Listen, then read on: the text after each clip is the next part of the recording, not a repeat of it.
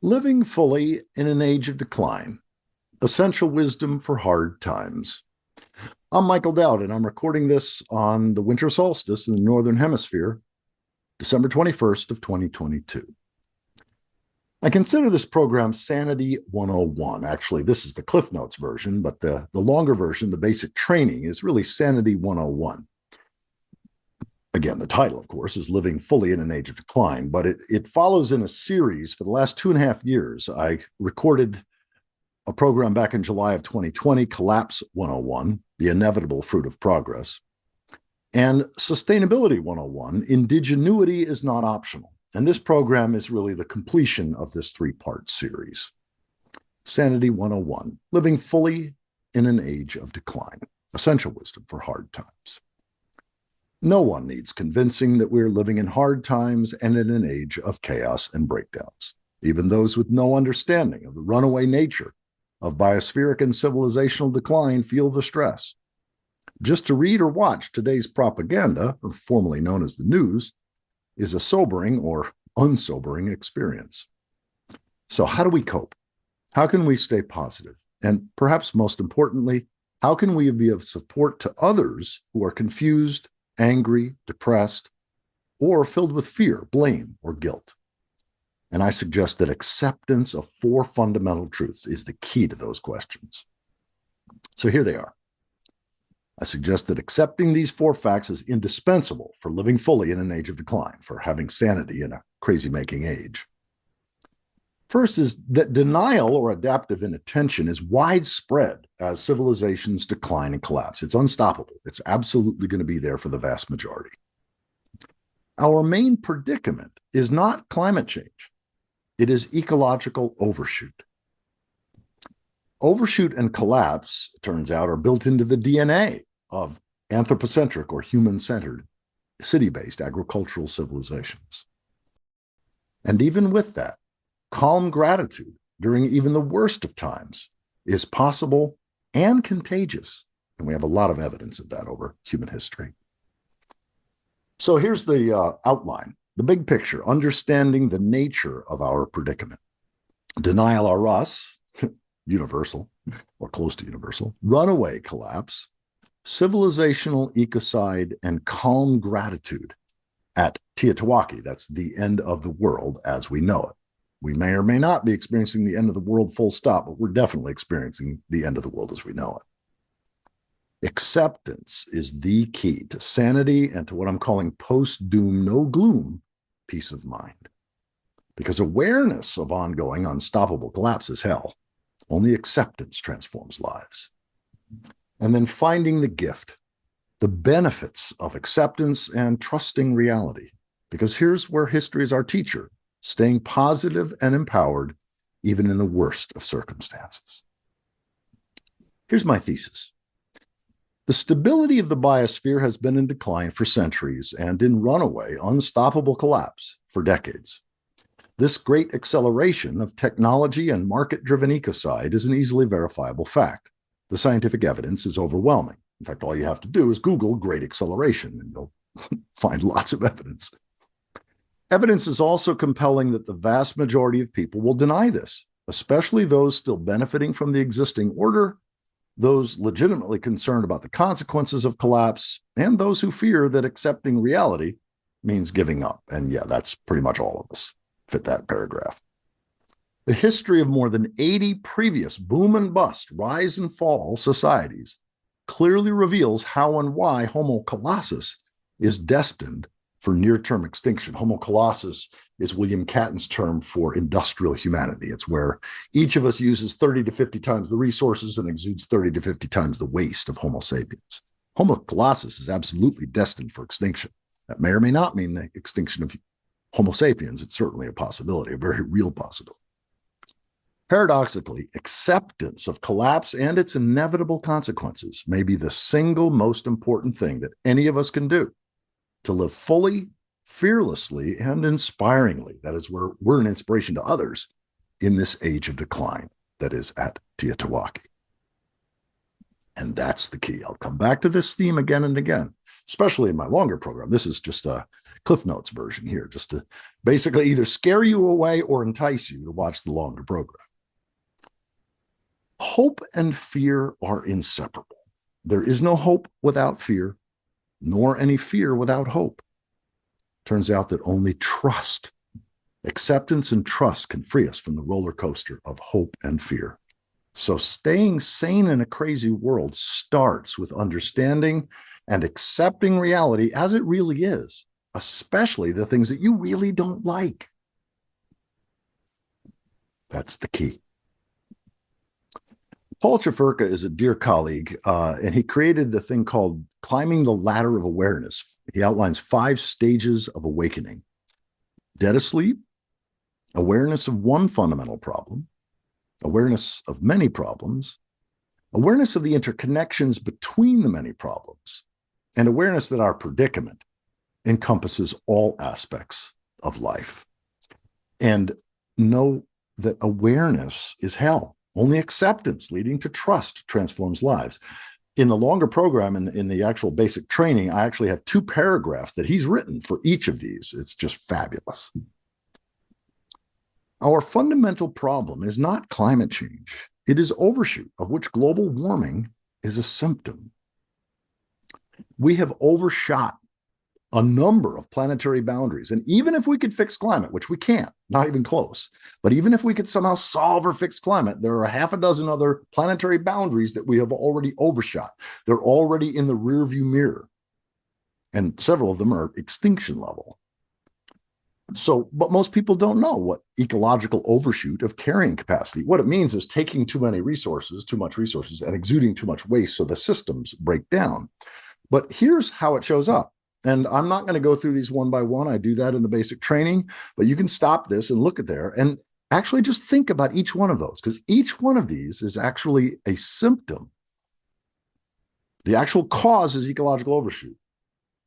And I go into this in great depth in my 2 videos, the only 2 videos that I've ever created that went viral, sort of. Collapse in a Nutshell, Understanding Our Predicament, and Overshoot in a Nutshell. The first 15 days that these were on YouTube, they generated 10,000 new views every day. I was like, where are these people coming from? They're close to 200,000 views now. So denial, usually what we're denying is that we're in runaway collapse and that civilization, human-centered civilizations, always lead to ecocide. That's what most of us deny. So denial is the largely unconscious habit of thought whereby we refuse to accept the reality of things that are bad or upsetting, or that challenge our worldview, our legacy, how we live, what is required of us, and or our feelings of self-worth or superiority. Denial is also the instinctual impulse to reject or discount information that calls into question our hopes, assumptions, or expectations about the future. I have denial instincts, you do, everybody we know and love does, so we can have compassion for ourselves and each other. I love this. I've heard of denial. I just don't believe in it. This is a picture my wife and I took. It's not denial. I'm just very selective about the reality I accept. Many of us are familiar with Upton Sinclair's famous quote, "It is difficult to get a person to understand something when their salary depends on them not understanding it." Well, here's my paraphrase and extension. It's nearly impossible to get someone to understand what is collapsing their world and creating hell on earth when the answer is their own civilization. In the longer program, I go through this in some detail. I believe this is at the root of human denial. That is, our needs, our basic universal needs are not being met, such as habitable climate and healthy, non-toxic air, water, food, and shelter. The need to belong to and connect with a safe and engaging community, starting with attachment to one's mother in the critical first years of life. And then all these others that I go into on the longer program. I got this list originally from Dave Pollard, but it's built on the scholarship of many others. Collapse. We don't understand collapse if we think it's just a building collapsing. No, collapse of ecosystems, collapse of civilizations is a very different thing. Collapse is when a gradual downward trend in biophysical health and well-being goes into unstoppable decline, runaway, out of control, such as abrupt climate change. Abrupt climate change is like 10,000 years of climate change in half a human lifetime. And that's what we're dealing with. So here's the last 270 years, basically industrial civilization going through a gradual downward trend into unstoppable runaway out of control decline. And this is known as the Great Acceleration of biospheric collapse. Actually, it's called the Great Acceleration, but most people leave out of biospheric collapse, even though that's what it is. And again, this is 73 years ago, and this is 23 years ago.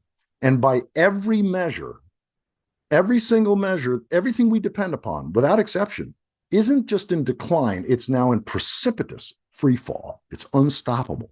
I go into this in detail in the basic training. So no matter what, these extinction level tipping points are already in the rearview mirror. And again, I go into these one at a time in the longer program. You can stop here and read these if you want.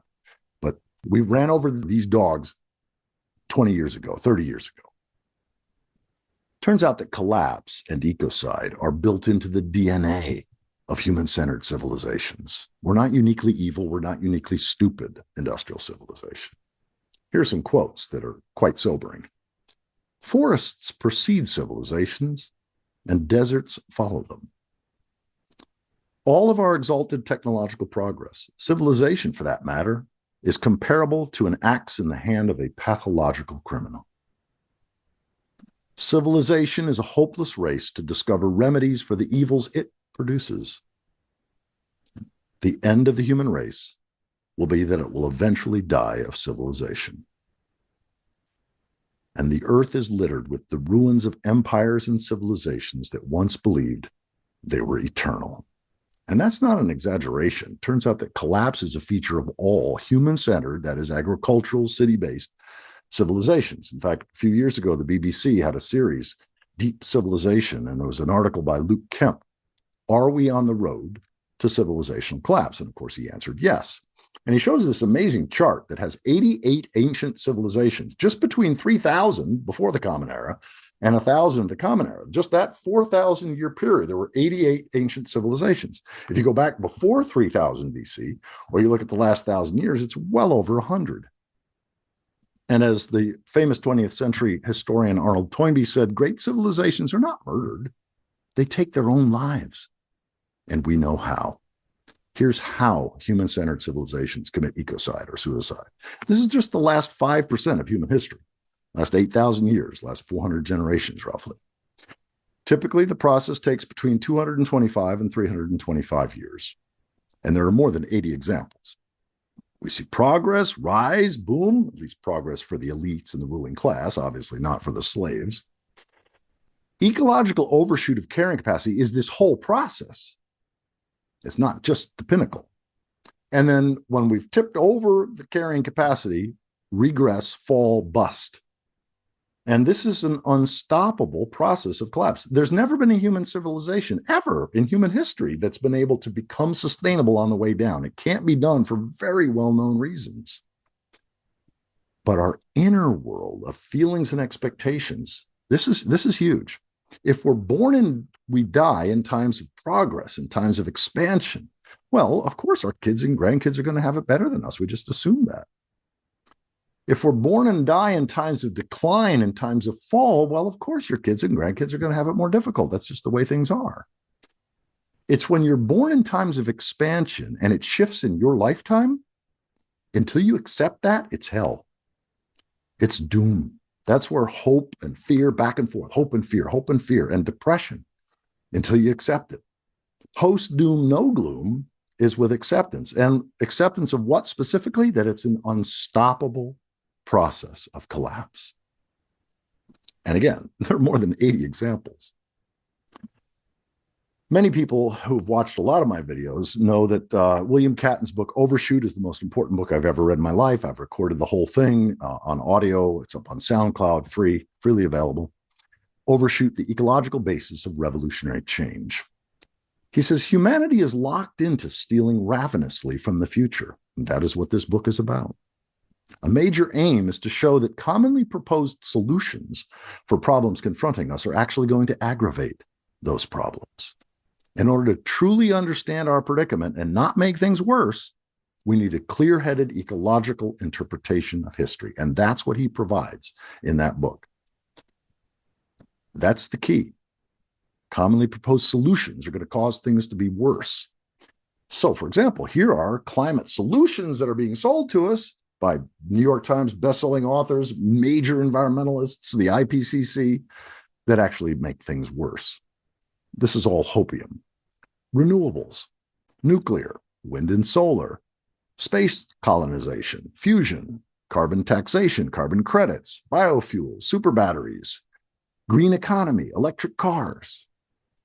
The reason these make things worse is because they all exacerbate and extend ecological overshoot. And each one requires the four main drivers of collapse and ecocide to persist.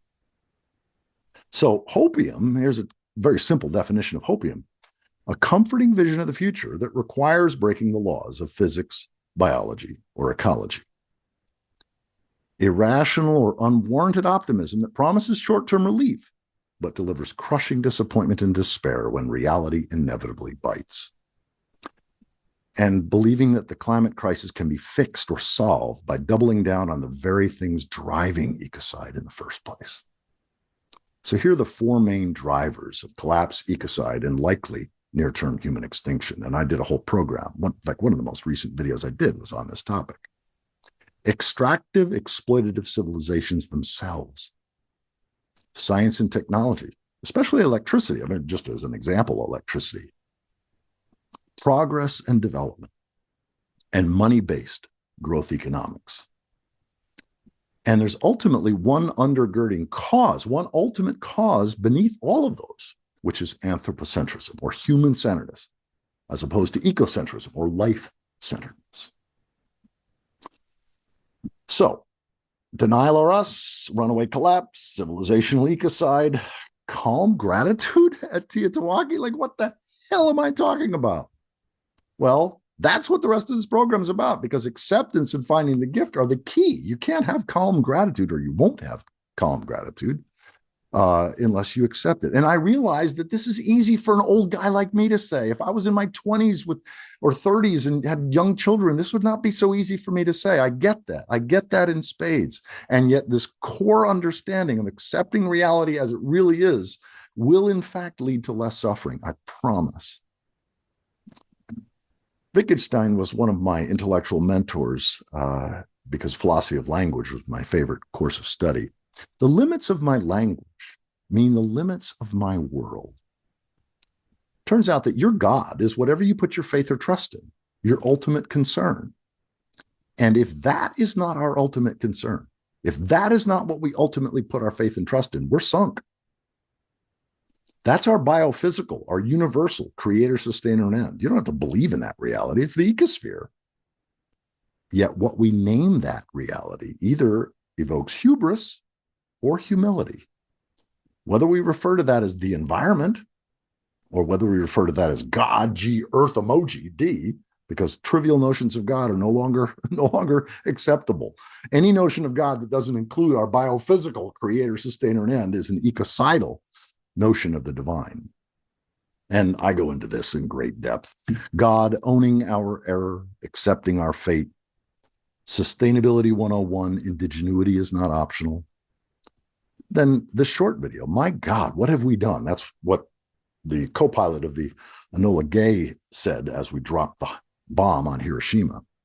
And then my most recent video, Collapse and Ecocide as Religious Failure, God blind, biosphere deaf. Because what's a God's eye view of the world? We think it's the view from outside. No, that's a human-centered understanding. This is a God's eye view of the world. The view from within every set of eyes, the subjective experience of every creature has got to be included, and is in fact included in a God's eye once we realize we're not talking about some being that if you believe in, you're a theist, and if you disbelieve, you're an atheist. No, I'm an ecotheist. That is, reality is my God, and reality has eyes, all of these eyes. Robert Louis Stevenson famously said, sooner or later, we all sit down to a banquet of consequences. That's the great reckoning, and it's unstoppable. And it's not because some supernatural being is pissed off at us. It's because we've been out of right relationship to reality for so long that the consequences are now unavoidable. I believe it can also be the great homecoming. Humanity, the prodigal species, coming home to reality. And that even includes if we go extinct in the near term, which is a very strong likelihood.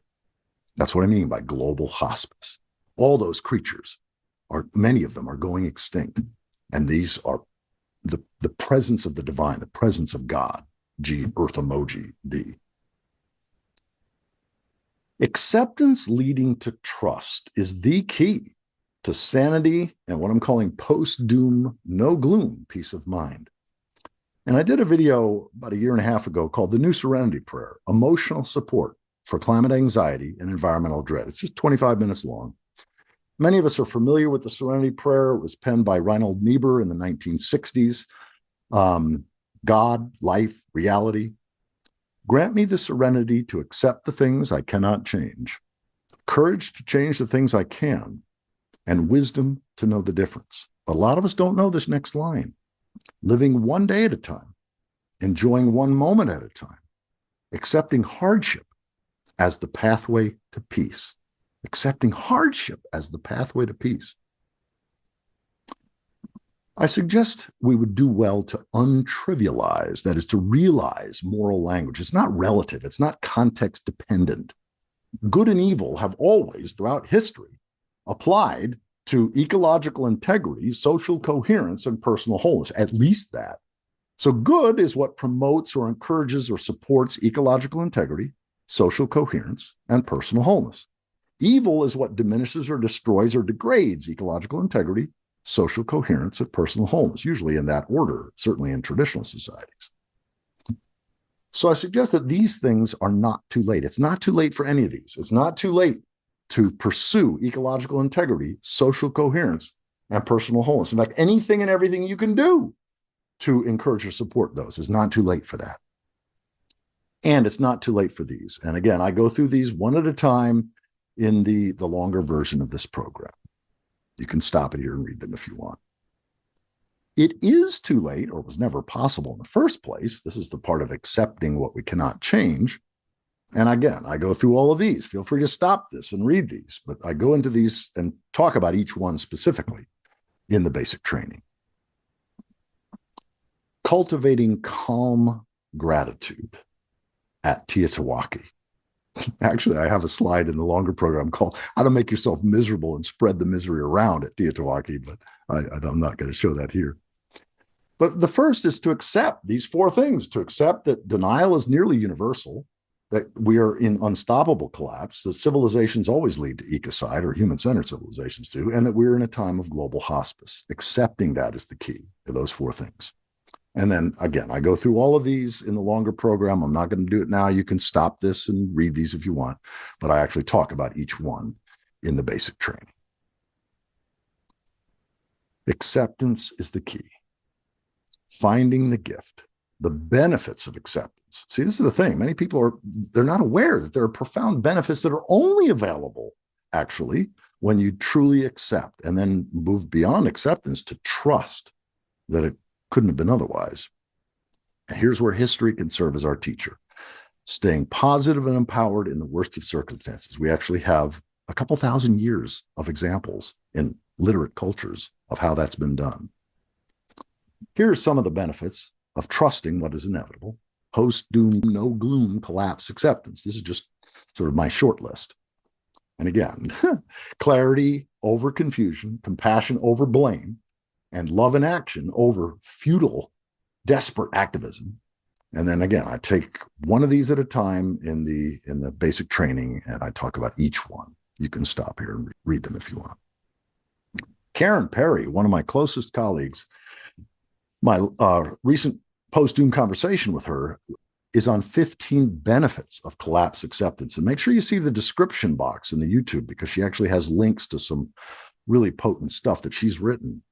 Because, as I've said before, collapse awareness is hell. Only acceptance transforms lives. And I love her list of 15. In fact, she and I are going to do a longer course on these 15 benefits early in 2023. And her husband, Jordan Perry, 14 Post-Doom Actions. And then David Baum interviewed both of them on Getting Real About Collapse. So I consider Jordan and Karen Perry to be two of my closest colleagues in this great work. As I do Meg Wheatley, Margaret Wheatley. I just recently, just literally a month ago, had this conversation with her, Beyond Hope and Fear. And then there's two others. So I actually have three post-doom conversations. These are conversations that other people, Michael Shaw and the late Terry Patton, had with her. But I highly recommend the Perrys, and I highly recommend Meg Wheatley, as well as Catherine Ingram, Joanna Macy. These are fabulous. I mean, I've got 90 post-doom conversations. They're all great, but these are the ones that are exactly on this theme. So even if you don't take time to watch the longer version of this, please make sure you take the time to watch these, because they're going to be saying much of the same thing that I am, and in a different way, and often in a more effective way. And I just literally a week ago today, I had a conversation with Carolyn Baker on her new book. And this was one of the very first, Daniel Dancer. You've probably never heard of him. Please watch this. Connie spent 4 days adding all kinds of visuals. This is especially good for parents and grandparents. And I also did 2 sermons recently.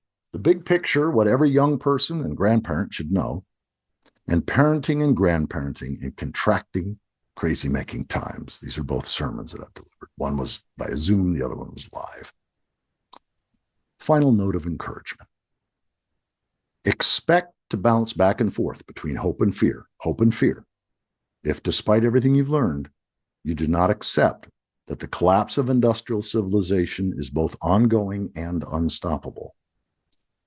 The pace and region by region impacts of abrupt climate mayhem do not need to be certified by science in order to accept that they are real and will rapidly worsen. So don't take anything for granted. Celebrate it all. Live life fully, love the life you live, and be the biggest blessing to others that you can be for as long as you can. This, I suggest, is the key to experiencing joy independent of circumstances, even at Teotihuacan and probable near-term human extinction. That's the gold. Your feelings will guide you. How can you tell? How can I tell whether I'm accepting or resisting that we're in a time of global hospice? It's really easy. Just pay attention to your feelings, because here are the feelings commonly associated with acceptance: trust and gratitude, awe, love, and sweet grief. We're not going to do away with grief, but there's a sweet grief when you understand this. Generosity and compassion, calm and courageous love and action, and then joy in the little things, joy in the daily things, and gallows humor. I first got that from Guy McPherson. It's excellent. I consider that also, as he does, one of the stages of grief.